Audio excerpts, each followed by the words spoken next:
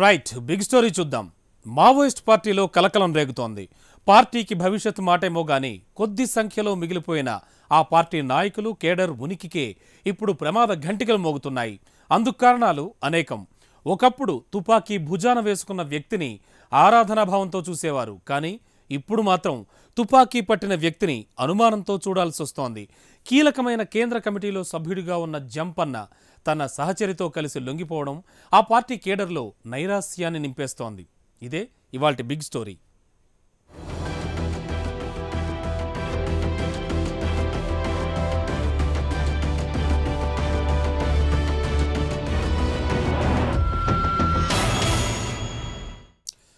Maoist పార్టీకి మరో ఎదురుదెబ్బ తగిలింది. ఆ పార్టీలో 3 దశాబ్దాలకు పైగా వివిధ కేడర్లలో పనిచేసిన జంపన్న అలియాస్ నరసింహారెడ్డి భార్యతో సహా లొంగిపోయారు. ఇకపై సామాజిక జనజీవనంలో కొనసాగేందుకే నిర్ణయించుకున్నట్లు జంపన్న ప్రకటించారు. జంపన్న మీద 25 లక్షల రూపాయల రివార్డ్, ఆయన భార్య అనిత మీద 5 లక్షల రివార్డున్నాయి. కేంద్ర కమిటీ సభ్యుడిగా ఉన్న జంపన్న లొంగుబాటుతో మావోయిస్టు పార్టీకి పెద్ద లోటే అంటున్నారు విశ్లేషకులు.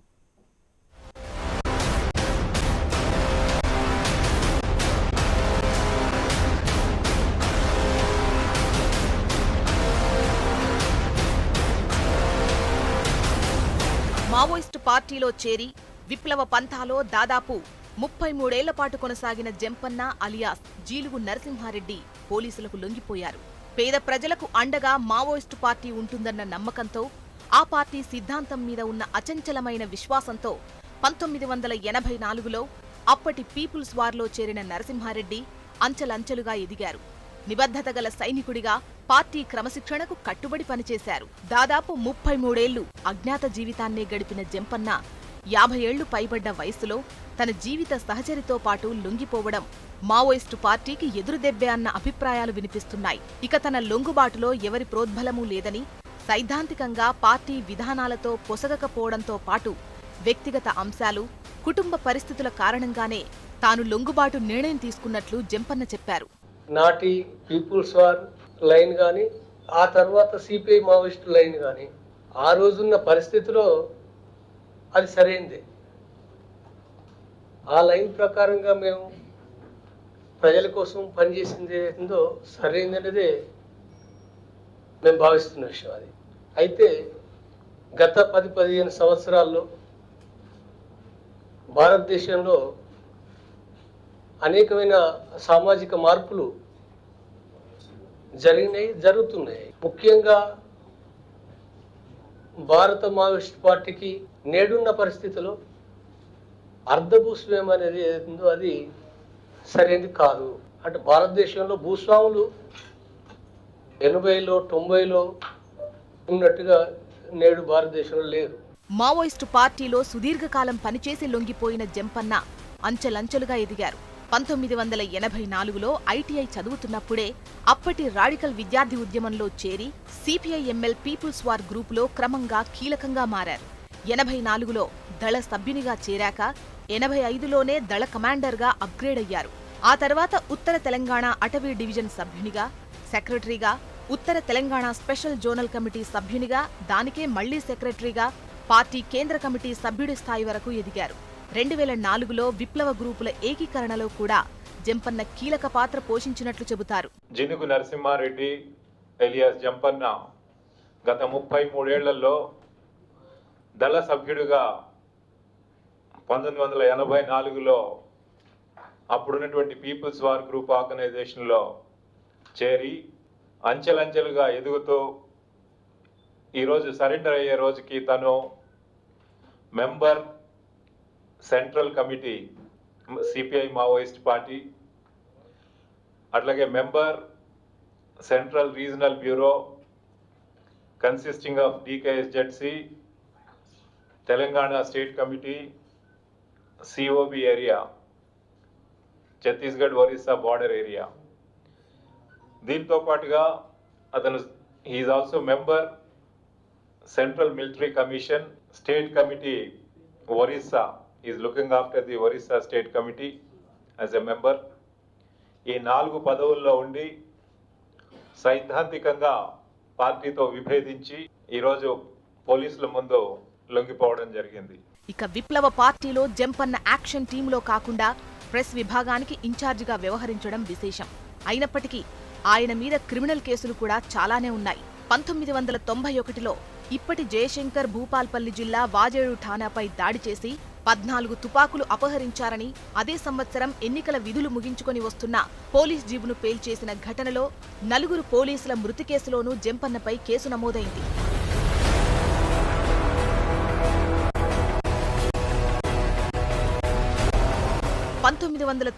లో భద్రాద్రి జిల్లా కరకుగూడెం పోలీస్ స్టేషన్పై దాడి చేసి 17 మంది పోలీస్ సిబ్బందిని చంపేసి ఆయుధాలు కూడా ఎత్తుకెళ్లిన ఘటనలో జంపన్నపై క్రిమినల్ కేసు నమోదైంది. ఇక జంపన్న సహచరి అనిత కూడా ఎంఎస్సీ చదువుతున్నప్పుడే మావోయిజం వైపు ఆకర్షితురాలై ప్రెస్ విభాగంలో పనిచేయడం విశేషం. అంతేకాదు కల్హండి, కంధమాల్, బౌత్, నయాగఢ్ రీజియన్ల మెంబర్గా బాధ్యతలు నిర్వహిస్తున్న క్రమంలోనే అనిత లొంగిపోయారు. జంపన్న మీద 25 లక్షల రివార్డ్, అనిత మీద 5 లక్షల రివార్డుంది. ఆ మొత్తాన్ని వారికే ఇస్తామని, వారి ఉపాధికి ఇంకా అవసరమైతే సంబంధిత జిల్లా కలెక్టర్ ఆ ఏర్పాట్లు చేస్తారని డీజీపీ చెప్పడం విశేషం. అయితే మనకి జినుగు నరసింహారెడ్డి పైన 25 లక్షలు సీసీ మెంబర్ కాబట్టి అతని పైన 25 లక్షలు రివార్డు ఉన్నది. అట్లాగే రజిత పైన 5 లక్షల రివార్డు ఉన్నది. ఈ రివార్డుని క్లెయిమ్ చేసి గవర్నమెంట్ నుంచి వారికే అందజేయడం జరుగుతుంది. ఎందుకంటే వాళ్ళు స్వచ్ఛందంగా లొంగిపోయారు కాబట్టి ఈ రివార్డ్ అమౌంట్ ని వాళ్ళకి ఇవ్వడం జరుగుతున్నది. ఈ భార్యాభర్తల లొంగుబాటుతో మావోయిస్టు పార్టీ ప్రస్థానం మరోసారి చర్చనీయాంశంగా మారింది.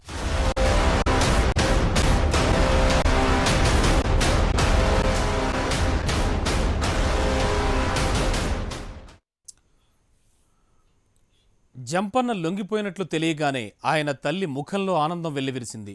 90 ఏళ్ల వయసులో కూడా కొడుకు క్షేమంగా ఉన్నాడన్న విషయంతో పాటు కడదాకా ఇక కొడుకును చూసుకోవచ్చన్న ఆనందం ఆ వృద్ధురాలిలో తొంగిచూసింది.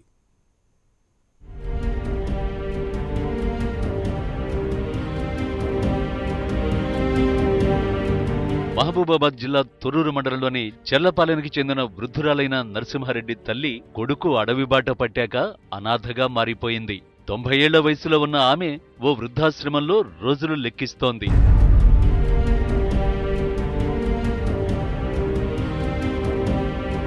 కొడుకు అడవిబాట వీడి జనజీవనంలోకి వస్తున్నాడని తెలుసుకుని ఆనందం వ్యక్తం చేసింది.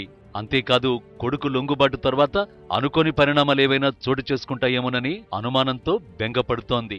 తన కొడుకును ఎవరూ ఏమీ చెయ్యొద్దని, సర్కారు పెద్ద మనసుతో కొడుకును బతకనివ్వాలని ప్రభుత్వానికి చేతులు జోడిస్తోంది. ఎంతైనా సర్కారుకు దండం, పెద్ద సార్లకు దండం, అయినా సర్కారు దండం పెడతానా, నా కొడుకునే అనుకున్నాను. ఆయన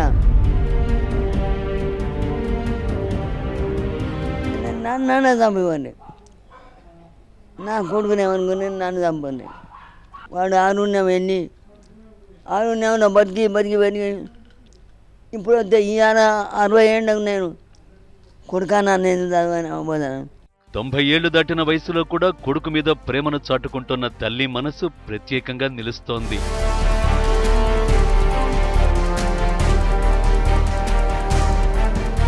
అసమానతలు లేని సమాజం కోసం మావోయిస్టులు తుపాకీ పట్టుకోవలసిన అవసరం లేదని, అప్పటికీ ఇప్పటికీ సమాజంలో ఎన్నో మార్పులొచ్చాయని, సైద్ధాంతిక ఆవేశాలకు లోనే కన్నవారికి పుత్రశోకం మిగల్చరాదని తెలంగాణ ప్రభుత్వం సూచిస్తోంది. తాజా లెక్కల ప్రకారం తెలంగాణ నుంచి 135 మంది అజ్ఞాత జీవితం గడుపుతున్నారని, వారంతా తక్షణమే లొంగిపోయి జనజీవితం గడపాలని డీజీపీ కోరుతున్నారు.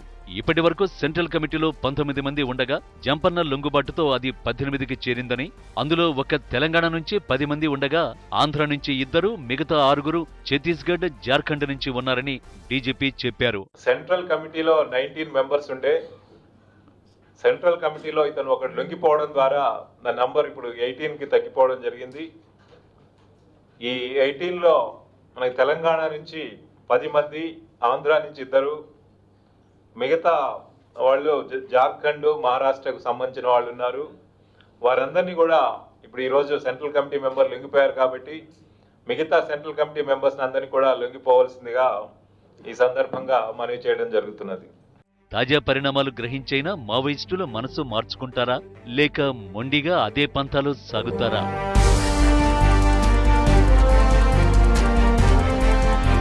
ఆదర్శ సమాజం అనే అంతిమ లక్ష్యం కోసం తుపాకీ పట్టిన మావోయిస్టులు క్రమంగా పట్టు కోల్పోతున్నారు. మావోయిస్టుల్లో చిరకాలం చిత్తశుద్ధితో పనిచేసిన ఎంతో మంది కీలకమైన నాయకులే వరుసగా లొంగిపోతూ ఉండడం ఆ పార్టీ సిద్ధాంతాన్ని కూడా చర్చాంశంగా మారుస్తోంది. ఇక తాజాగా లొంగిపోయిన నరసింహారెడ్డి కూడా వ్యక్తిగత అంశాల కన్నా సైద్ధాంతిక విభేదాలకే ప్రాధాన్యతనివ్వడం విశేషం.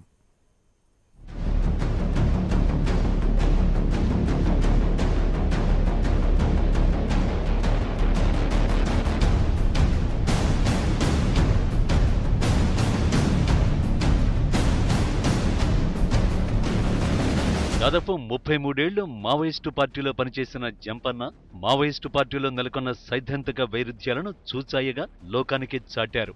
ఇంతకు ముందు లొంగిపోయిన చాలా మంది నేతలు కూడా ఇదే అభిప్రాయం వ్యక్తం చేయడం విశేషం. పోలీసులకు లొంగిపోయిన జంపన్న పార్టీలో కొనసాగుతున్న క్రమంలోనే మానసిక పరివర్తనకు లోనయ్యాడు. తుపాకీ భుజాన వేసుకున్నప్పటికీ మనసులో రేగుతున్న అనేక భావాలకు మావోయిజంలో జవాబు దొరకదనిపించింది. ఆయన చెప్పిన మాటల ప్రకారం తన అనుమానాలు తీర్చే నాయకత్వ పరిణతి కూడా మావోయిస్టు నేతల్లో లేదనిపించింది. అందుకే తాను పార్టీ వీడేటప్పుడు ఓ లేఖ రాసి దాన్ని అగ్రనాయకత్వానికి పంపినట్లు చెప్పారు. తన నిర్ణయం తెలుసుకున్న సీనియర్లు జంపన్న అనుమానాలు ఏవి ఉన్నా పార్టీ వేదికల మీద చర్చించుకోవచ్చని చెప్పినా ఆయన కన్విన్స్ కాకపోవడం గమనార్హం. తన భావాలను చర్చించే అవకాశాన్ని కూడా జంపన్న వినియోగించుకోలేదు.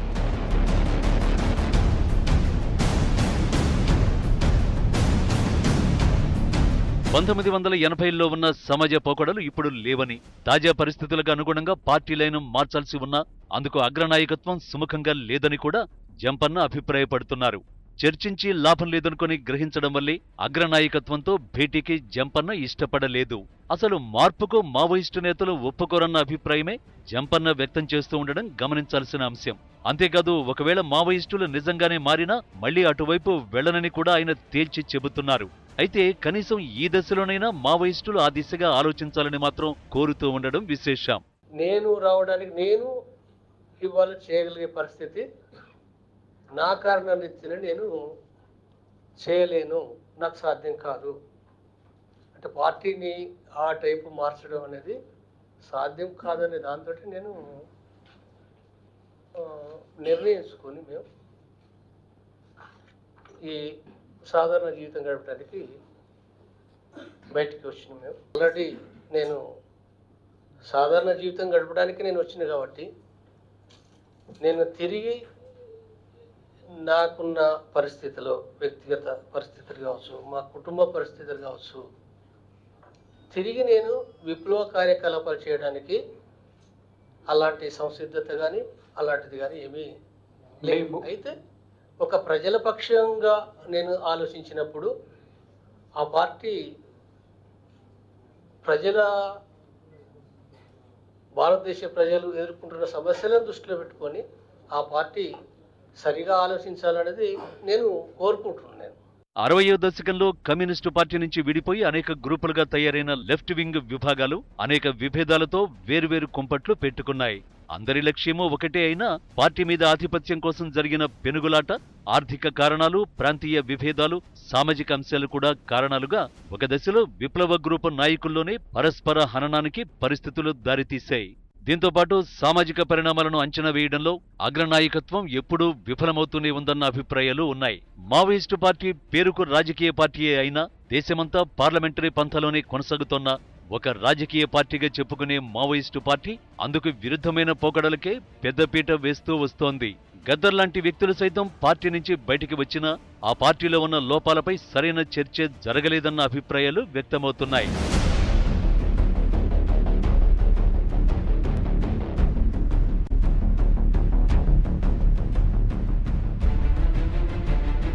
మావోయిస్టు పార్టీని వ్యూహాత్మకంగా దెబ్బతీసే ఎత్తుగడలో భాగంగా ఉమ్మడి రాష్ట్రంలో ఉన్నప్పుడు కూడా మావోయిస్టు నేతల లొంగుబాటును ఆయా ప్రభుత్వాలు ప్రోత్సహించాయి. అయితే లొంగుబాటు ప్యాకేజీతోనైనా కుటుంబాన్ని పోషించుకుందామని జనజీవనంలోకి వచ్చిన అనేక మంది మాజీ మావోయిస్టులకు ఆయా ప్రభుత్వాలు మొండి చెయ్యే చూపాయి.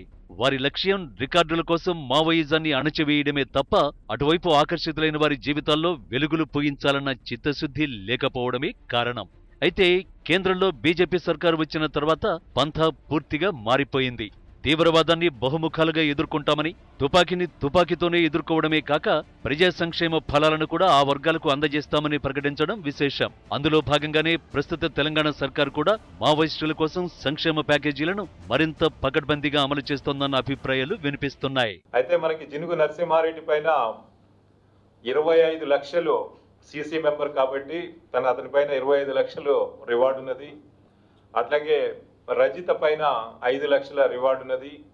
ఈ రివార్డుని క్లెయిమ్ చేసి గవర్నమెంట్ నుంచి వారికే అందజేయడం జరుగుతుంది. ఎందుకంటే వాళ్ళు స్వచ్ఛందంగా లొంగిపోయారు కాబట్టి ఈ రివార్డ్ అమౌంట్ని వాళ్ళకి ఇవ్వడం జరుగుతున్నది. అంటే ఇది రీహాబిలిటేషన్ ప్యాకేజీలో భాగంగా ఈ డబ్బులు వాళ్ళకి ఇచ్చి, ఇది కాకుండా ఇంకేదైనా అవసరాలుంటే వాళ్ళకి డిస్ట్రిక్ట్ కలెక్టర్స్ ద్వారా రీహాబిలిటేషన్ ప్రోగ్రామ్స్ ప్రభుత్వ పాలసీ ప్రకారం వాటిని అమలు చేసి వారు జనజీవన శ్రవంతిలో కలిసిపోయే విధంగా చర్యలు తీసుకోవడం జరుగుతుంది. ప్రభుత్వాలు ఇలా బహుముఖ పద్ధతుల్లో మావోయిజాన్ని లేకుండా చేసేందుకు ప్రయత్నిస్తుంటే ఆ పార్టీలో అసలు అంతర్గత చర్చలు లేకపోవడం, ఉన్న తూతు మంత్రంగానే ఉంటే కొత్త కేడర్ను ఎలా ఆకర్షిస్తారు? ఉన్న కేడర్ను ఎలా నింపుకుంటారు? సుదూర లక్ష్యాన్ని ఎలా చేరుకుంటారు? ఇవే ప్రశ్నలు మావోయిస్టు నేతల్ని, ఆ పార్టీ సానుభూతి పరులను ఆలోచింపచేస్తున్నాయి.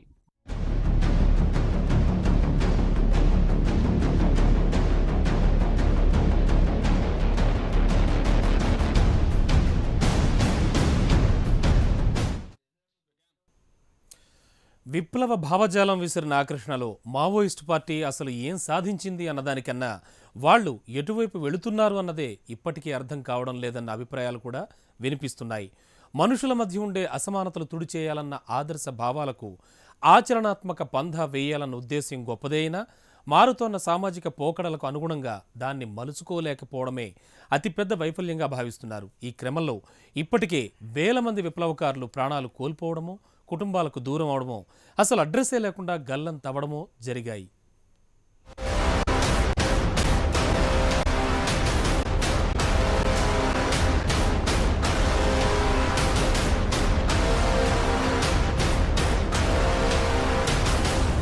బెంగాల్లో ఉరిమిన విప్లవ గర్జన శ్రీకాకుళం మీదుగా తెలంగాణలో పరిఢవిల్లింది. ఆ తరువాత తెలంగాణ నాయకత్వమే ఇప్పుడు పార్టీని దేశవ్యాప్తంగా నడిపిస్తోంది.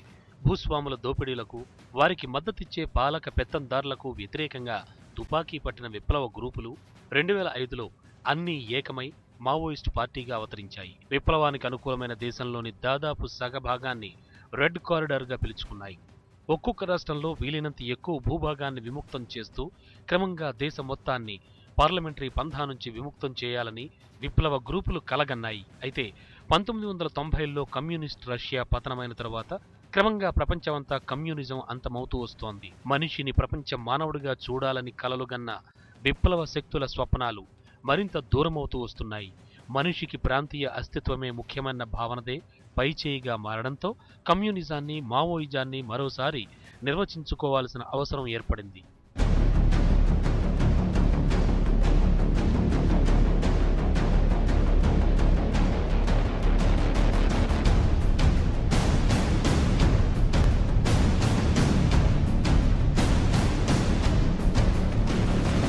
సామాజిక పరిణామాలను సరిగా గుర్తించలేకపోతున్న మావోయిస్టులు ఈ పోరాట క్రమంలో అనేక మంది సీనియర్లను కోల్పోవాల్సి వచ్చింది. తెలుగు రాష్ట్రాల విషయానికి వచ్చేటప్పటికీ 90వ దశకంలో జరిగిన నల్ల ఆదిరెడ్డి, శీలం నరేష్ వంటి ముఖ్య నేతల ఎన్కౌంటర్తో మావోయిస్టు పార్టీ పరిస్థితి కాండం విరిగిన చెట్టులా తయారైంది. ఆ తరువాత అనేక మంది లొంగుబాటు అదే స్థాయిలో నష్టపరిచింది.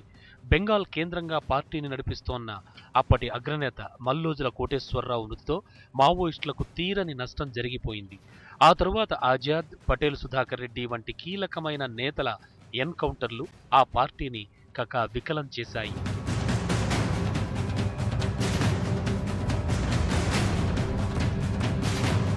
లక్ష్యాన్ని అందుకోవడం అటుంచి ప్రభుత్వ దళాలతో పోరాటాలకే మావోయిస్టుల పుణ్యకాలం కాస్త హరించుకుపోతోంది. ఈ క్రమంలో ప్రజా చైతన్యాన్ని కూడా పక్కనబెట్టిన పార్టీ కేడర్ భద్రతా దళాల మీద ప్రతీకార దాడులకే ప్రయారిటీ ఇస్తోందన్న అభిప్రాయాలున్నాయి. అటు ప్రభుత్వాస్తుల్ని కూడా పెద్ద ఎత్తున ధ్వంసం చేస్తూ అశాంతికి కారణమవుతున్నారన్న వాదనలు ఉన్నాయి. ఈ క్రమంలోనే 2010 నుంచి 2017 వరకు ఈ 7 ఏళ్ల కాలంలో అనేక విధ్వంసకర ఘటనలు జరిగిపోయాయి. ఆంధ్ర, తెలంగాణ, బీహార్, ఛత్తీస్గఢ్, జార్ఖండ్, మధ్యప్రదేశ్, మహారాష్ట్ర, ఒడిశా యూపీ, బెంగాల్ వంటి రాష్ట్రాల్లో 2010లో 2213 హింసాత్మక ఘటనలు చోటు చేసుకుంటే ఆ సందర్భాల్లో 1005 ప్రాణాలు కోల్పోయారు.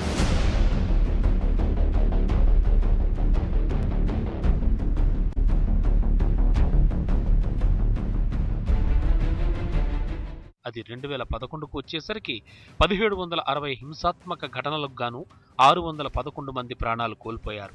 అదే 2017 నవంబర్ నాటికి 768 హింసాత్మక ఘటనలకు గాను 232 మంది ప్రాణాలు కోల్పోయారు.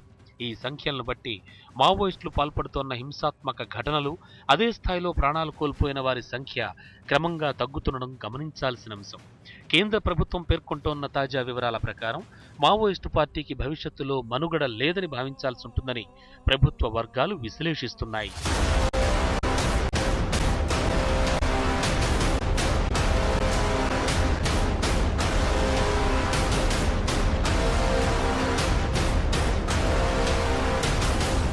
ప్రభుత్వాలు ఉక్కుపాదం మోపుతుండడంతో పాటు మావోయిస్టుల సంఖ్య తగ్గుతూ ఉండడం, మరణాల సంఖ్య కూడా అదే స్థాయిలో తగ్గుతూ ఉండడం, రిక్రూట్మెంట్స్ లేకపోవడం వంటి కీలకమైన అంశాలను అర్థం చేసుకోవాలని, దీంతో మావోయిస్టు పార్టీకి మనుగడ లేదని తేలిపోతోందని ప్రభుత్వ వర్గాలు చెబుతున్నాయి.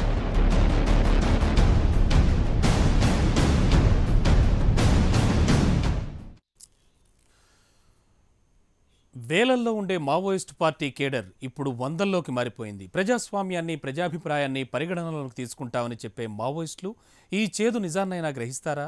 ప్రజలు ఆదరించినప్పుడు మాత్రమే తమకు ప్రపంచమంతా పట్టం కడుతుందని ఒప్పుకుంటారా? జరుగుతోన్న పరిణామాలు, పార్టీకి జరుగుతోన్న నష్టాల్ని ఇప్పటికైనా గ్రహించి పార్టీ వైఖరి మీద పునరాలోచన చేస్తారా? లేక మరింత మానవ హననానికి కారణమవుతారా? వేచి చూద్దాం. ఇది వాటి బిగ్ స్టోరీ. మరిన్ని కొత్త విశేషాలతో మరో ఎపిసోడ్లో మళ్ళీ కలుసుకుందాం. చూస్తూనే ఉండండి HM TV.